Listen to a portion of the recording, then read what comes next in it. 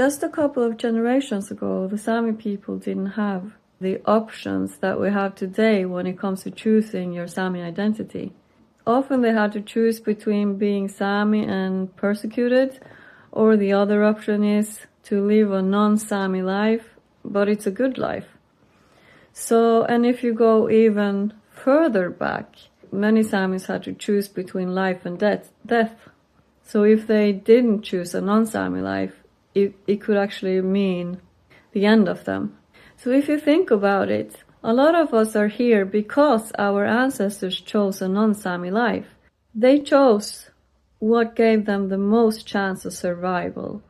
But a lot of descendants of the Sami who were denying their Sami heritage carry a lot of grief when it comes to losing their culture and connection to their culture and traditions. The only way that I can think of to make the grief smaller in our lives now, in this time in history, is to actually bring justice to what our forefathers and mothers had to do, hiding their Sami identity. So we living in a time now where we don't have to hide it in the same way. Yes, we have our challenges, but we have in a much bigger way a chance to bring justice to what has been done to the Sami people in general. So I'm just saying, if you're carrying a grief in your heart of, for example, losing the language of your forefathers, learn it.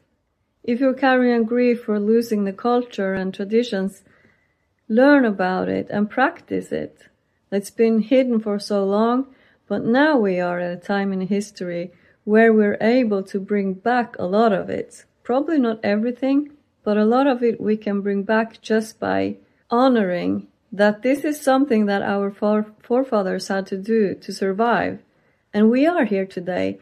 Our forefathers succeeded because we are alive, and we are actually able today to bring it back if we choose to.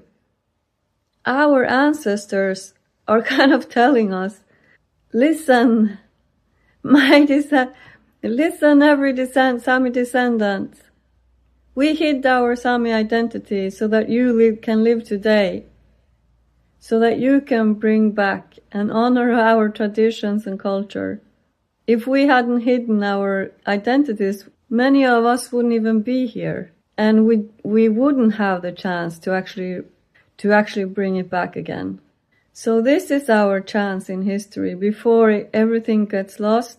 And while a lot of us, even though we have lost so many, there's still many of us who can actually talk about the old days, how it was, and we can at least try our best to try to find out what our ancestors, if they were allowed to speak, what would they say? If colonization never happened, what would they teach us in the modern society? And that way we can get a step closer. What values would they teach us so we don't forget who we are and where we come from? Very deep, very, very deep.